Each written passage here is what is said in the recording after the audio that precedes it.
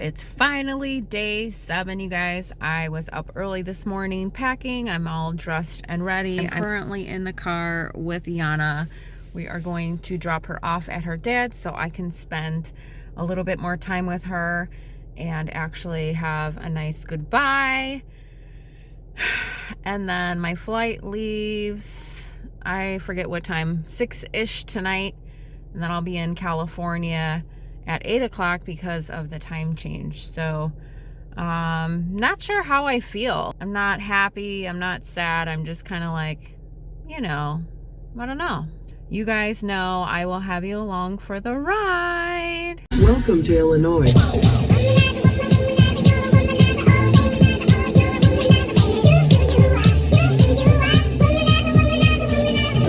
Just dropped off my daughter.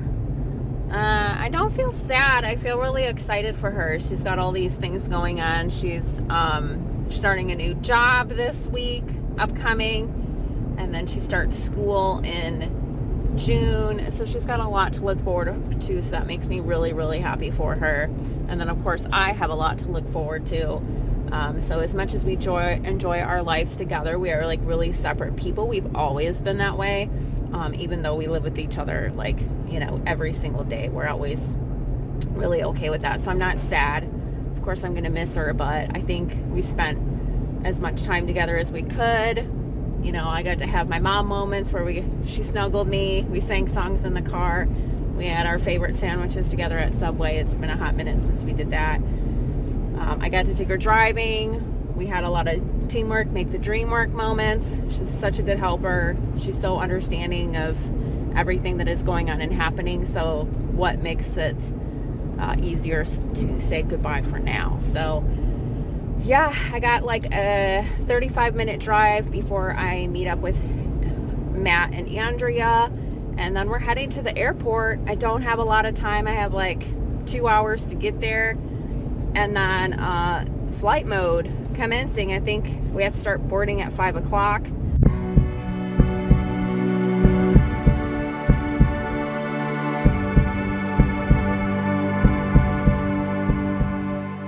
Welcome to Wisconsin.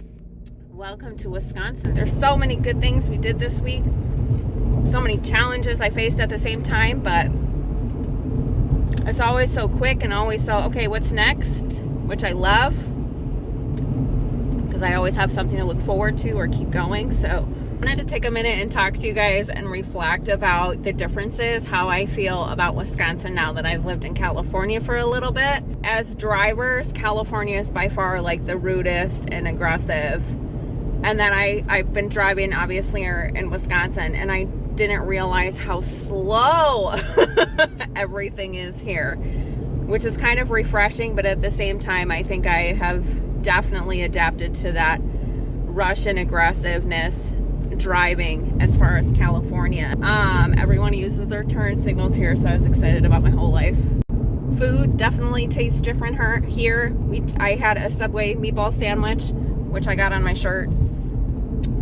Definitely tastes different than California's meatball sandwich. Here in Wisconsin, people aren't rude, but they're more laid back. So they're just like, yeah, what do you want type of thing. They're not like, hi, how's your day? And people's mannerisms are different. I thought people were very polite up here when I lived here. But now that I, have been residing in California, I noticed that there's a big difference.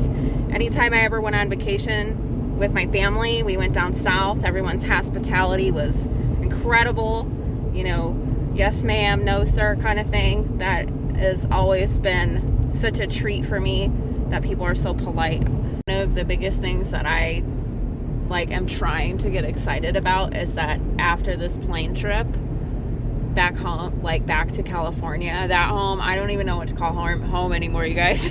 I don't have a home, and that's not a sad thing. It's just I don't have this designated area, and you don't have to. I've never felt home in Wisconsin anyway. So if I asked myself if California's home, I would say no, because there's a whole world out there for me to explore. So I just have a different state of mind than most people do. But watching other nomadic people, or especially women, you know, out in the world solo, being alone, I think a lot of people get criticized because like, oh, don't you get lonely? No, I am my best hype girl. I am never negative. I don't let anything stand in my way. I never understood why people would want to do things alone, and now I get it, because it just brings you a peace of mind that nobody can mess with your emotions, feelings, life, choice, and you're just so connected with yourself that it's the most incredible feeling in the world. Guys, I'm back at O'Hare. I am going to check into TSA here, hop on the plane back to California. Still feeling good, but not feeling anything at all. So I'm excited about a nighttime flight. I hope I get some amazing views. And yeah, I have to go check in because I only have an hour before my flight starts boarding. So cross your fingers, guys.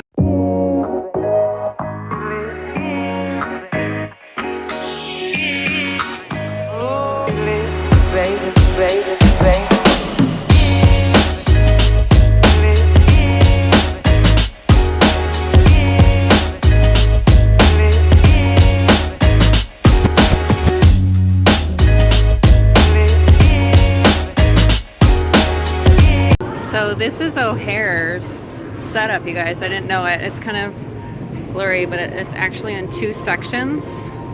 And then I'm crossing over this bridge right here, which is what was behind me. Landed here. I didn't know where the heck I was, but this is the shape of O'Hare, so it's kind of cool. I know there's a glare because of the lights, but so they have one section, Concourse B, and then Concourse C, and then they're connected. So I'm assuming all of the planes just kind of hang out around here. Those of you guys intimidated by O'Hare, because I was intimidated. TSA went super smooth. They actually had a dog walking back and forth so they could sniff you, I guess, in case you're smuggling anything into the country. I don't know. We're really quick though, so thank God. It is now 4:30. So I literally have about 45 minutes to find where I need to sit, grab something to eat, and just relax before takeoff.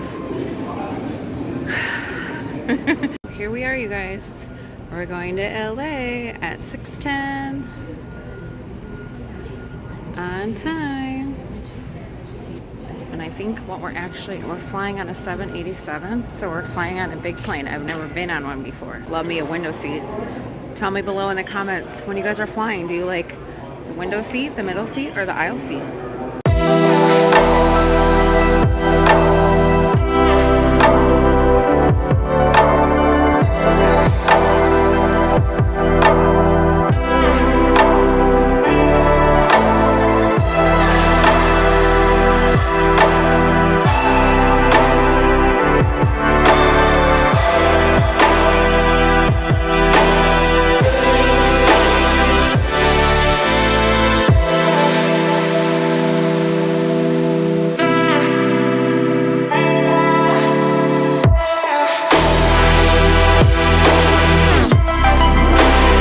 Like the biggest plane I've ever been on. It's got 3 seats here, 3 seats in the middle, and then 3 seats on ends. So cool. I've never been on this big of a plane.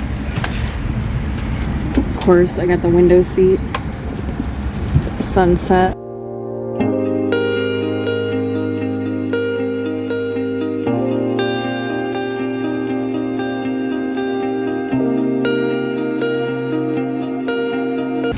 Ready for takeoff. It always baffles my brain at how many times we have got to share a sunset together, y'all. It makes me so ridiculously happy.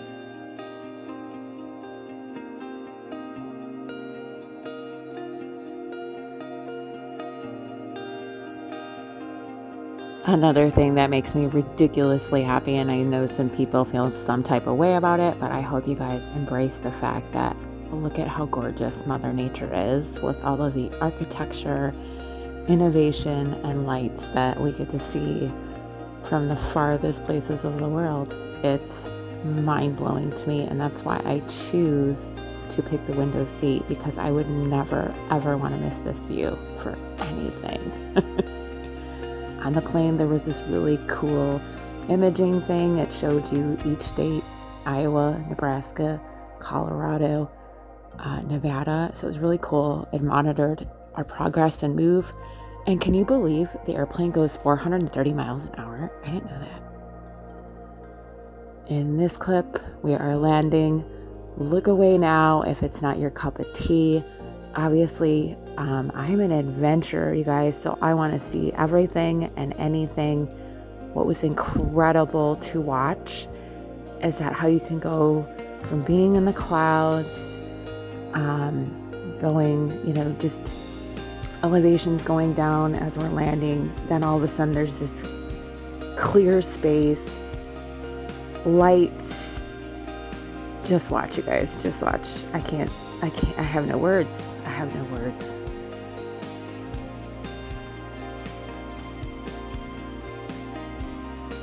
The thing that makes me most excited about life is sharing moments and views with all of you guys that we would probably never ever see on an everyday basis. The plane is going to land, so if you're not okay with that, just fast forward a little bit.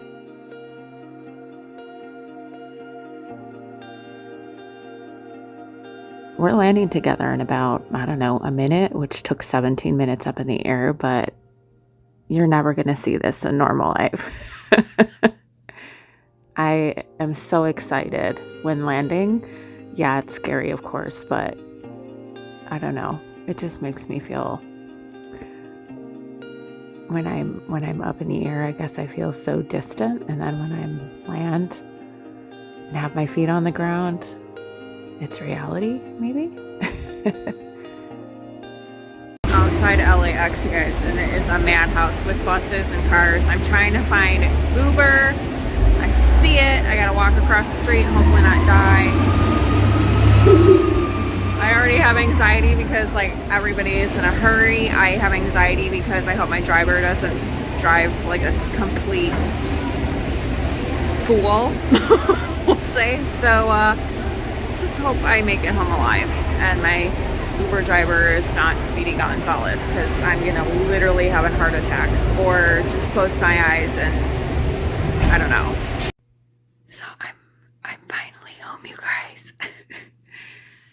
I took an Uber home. It was great. It's really late and everybody's sleeping, so that's why but look at my buddy. Vicky is such a special boy, and when I came home that night, he made me feel so connected. Being back in California and in the house and just coming home that night, I felt a really big disconnect. Not sure why. I'm sure I'll figure it out, but it's very intimidating when you feel disconnected to things. I know that doesn't have anything to do with me, but maybe it's because I'm in a house surrounded by people. I really enjoy my space. I really enjoy being alone. And then after getting rid of everything and feeling so free and liberated, I had to come back to something that makes me feel trapped. I can't explain it otherwise, but some of you guys will understand, some of you guys won't. But thanks for sharing the day with me. I'm sure I'm going to take a few days to recuperate and have a peace of mind. And I will be up and ready and back when time permits. I love you guys so much. Thanks for spending the day with me.